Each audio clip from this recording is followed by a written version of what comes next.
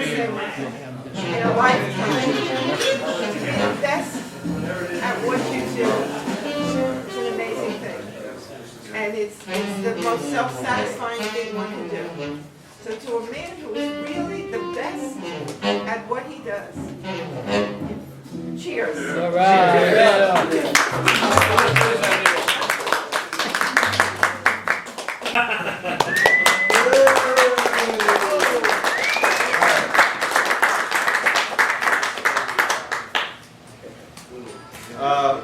We'd like to start with the reading of the letter from Patrick Selmer by Billy the Bee over here. For those of you who know, I'm not Patrick Selmer, okay? I'm Billy the Bee. But it goes, this is from Henry Selmer, Paris. And it says, Dear Emilio, I happen to hear from a saxophone tune which flew over from Boston that you are celebrating your 50-year anniversary with Rayburn Music on April the 30th, 2011. Today I just wanted to pay homage to you, Emilio, my favorite sax master of all times. You have handled, analyzed, articulated, dissected, treated so many Selmer Paris saxophones, taking good care of them, repairing their wounded bodies, bringing them to life again, optimizing their delicate machinery to bring their voices in the highest heaven. You did it with passion and dedication, as for your own children, and for that reason I consider you as part of the family. And you know what family means for Selmer Paris. We have tried all over these 125 years to carry this original spirit which gives their soul to the instruments we are manufacturing every day. Respectful of musicians who will play them and all of our craftsmen and workers who are daily making them. Even if we do not meet so often, it has been a real honor for me to be in relation with such a person as you. Conscious of the spirit, conscious of the soul every single instrument contains. We have always been sure our babies were in reliable hands. Of course, the industry has changed quite a bit over these last years, but I am not nostalgic. Looking for the future, I know we always have to adjust. But in any case, be sure, I am committed to preserve this soul, and I am confident we can do it with people like you. I remember in 1972, I stayed for 1 year in Elkhart, Indiana, before starting my occupation in France. And you have been one of the very first respected names I heard about in this industry. Ever since that very first moment, you have accompanied our Selmer Paris life and history. For this reason, I sincerely want to thank you and wish you a happy anniversary. From your friend from France, Patrick Selmer, the President.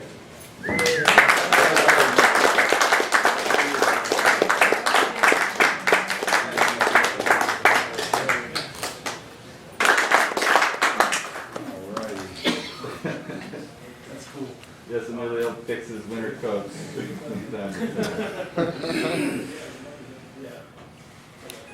Emilio, it's Branford. Yeah. I'm in Spain right now, and I got a message from Jim about your celebration on the 30th, and I'm literally, I'm 1 day off. Had the celebration been the next day or the entire month after that, I would be there. And I'm sorry I can't be there for you on this day. And I just wanted to say thank you for your years of love and support. I'll never forget the first time I came into you with my old raggedy horn, and you told me you would work it out, and you would help me with the horn. And then when I asked about the bill, you said, "Oh, just pay me when you can." And that was a very beautiful moment for me, and the beginning of a very warm and wonderful friendship. And I love you very much, and I'm sorry I can't be there on the day. I wish you nothing but love and success, and a happy 50th, okay? Take care. See you soon. Bye.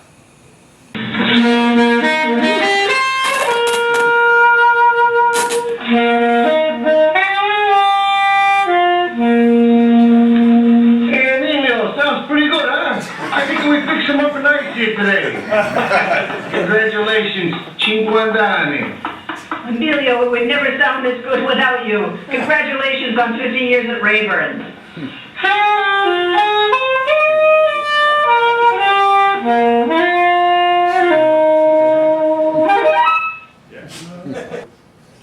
Emilio.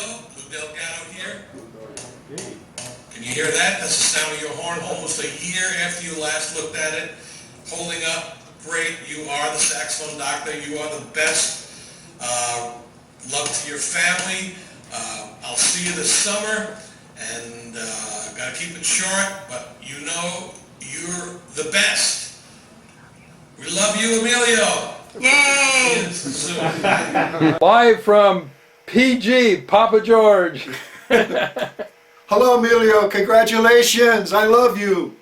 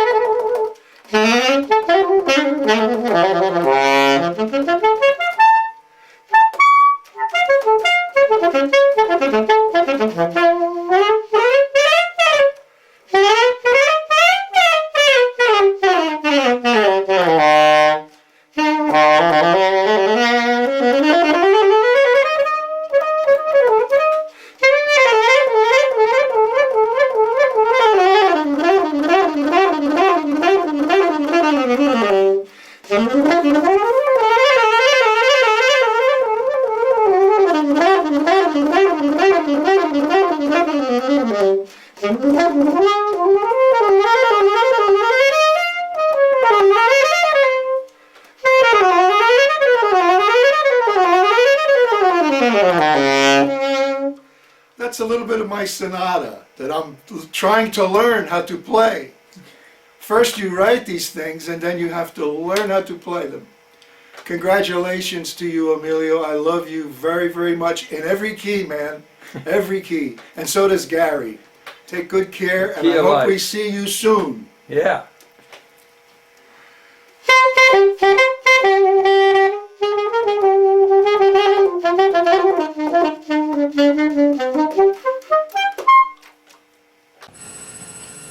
Hi Emilio, it's Ken Field. I wanted to thank you for your years of work on my horns, for your years of friendship, and I wanted to congratulate you on 50 years at Rayburn.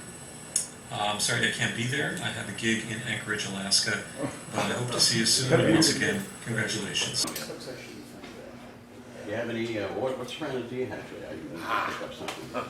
I got.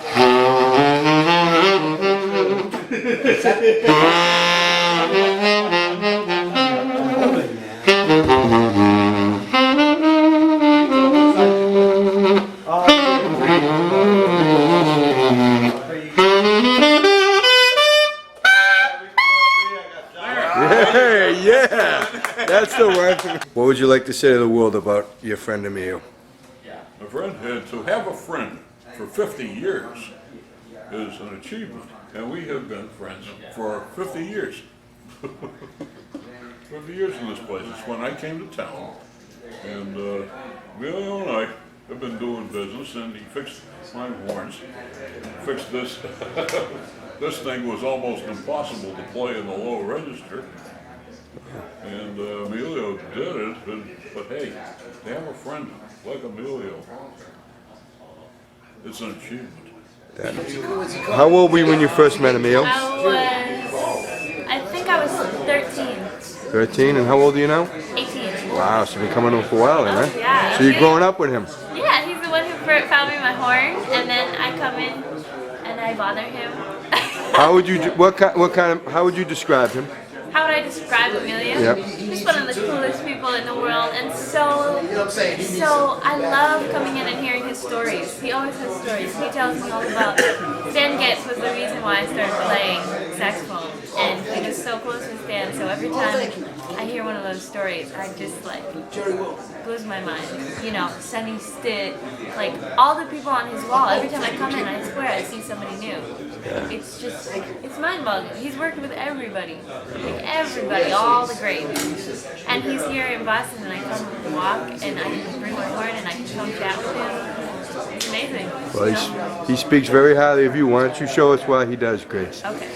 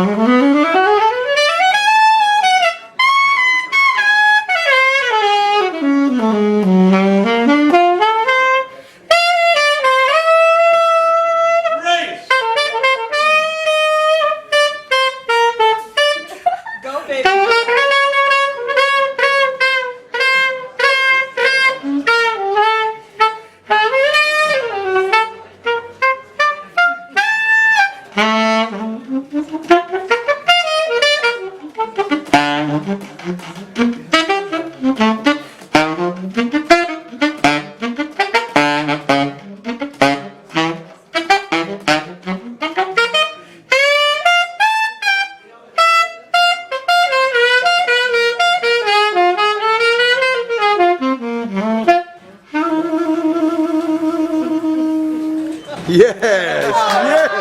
All right. All right.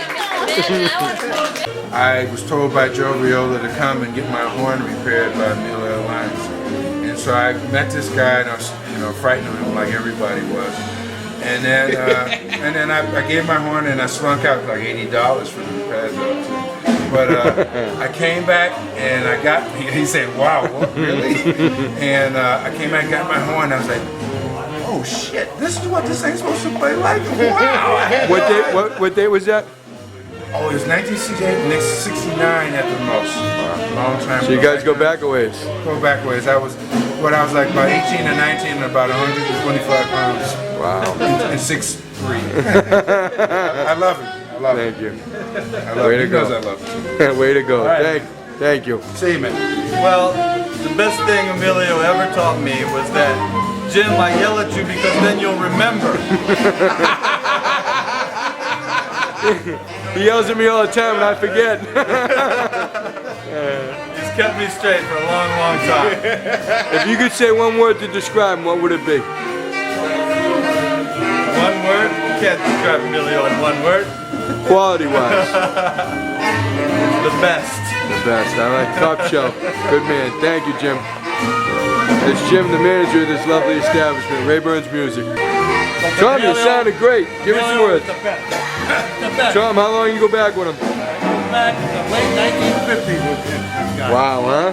Wow. He's a great, the best. He's absolutely. And don't forget the book. I'm going to get the book right now. Tom, what's that book you got there?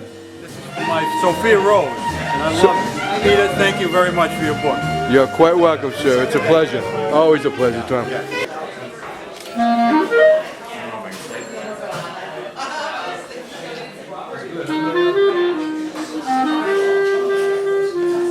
With my purse.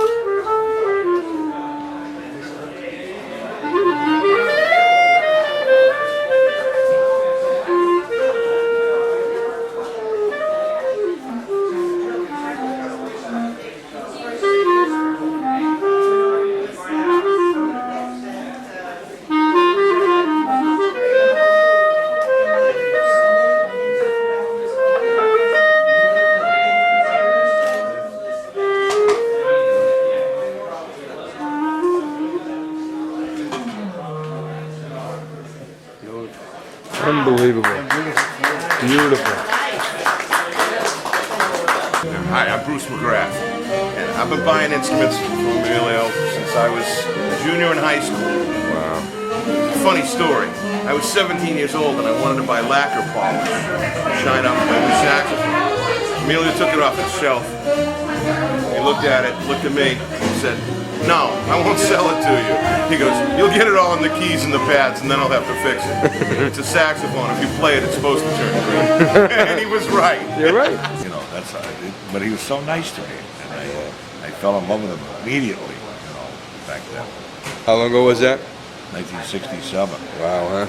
That's 44 years. Yeah, 44 years. Yeah.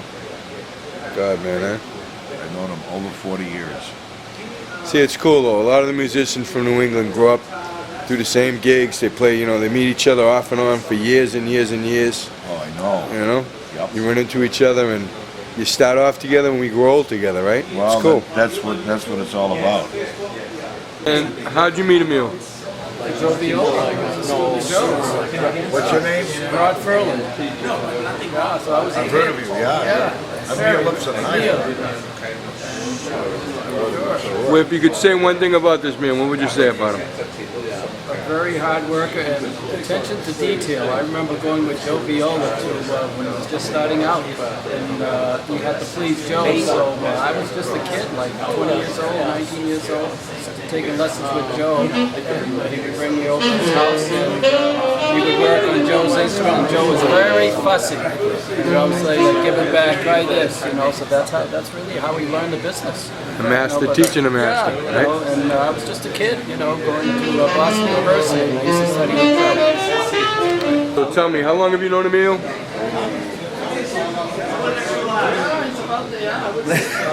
Come on, give away your age. 1950. Yeah. And what's the one quality that you think that this man stands out with? Loyal, reliable, honest, craftsman, best, you know, all of those things. Yeah.